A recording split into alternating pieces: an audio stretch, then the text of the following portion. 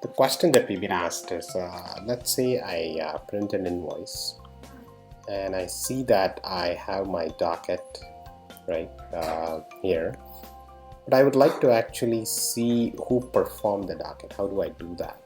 So in this case, what I'm going to do is I'm going to go to rate and let's see it was performed by Martin Fisher. So let me first put it as Martin Fisher, and I go back here, I assign it to Martin, right, and I hit the save button. Now if I do a preview, invoice preview, you will see that it will just say that the final report of purchase, but it does not tell who performed it. What you can do is you can go to the settings button, and if you see here, there are two things that you can enable. You can show the done by, and you can also show him with designation if you want, right? And you can hit the save button. If you don't like it, you can just say no to both.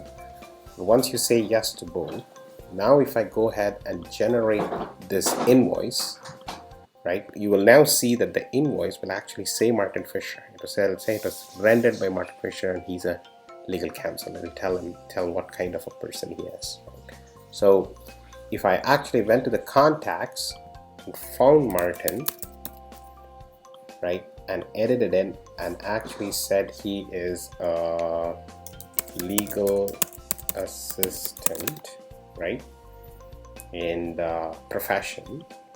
Now if I go back to the matter and if I generate the pre-bill, it will tell me that he is a legal assistant.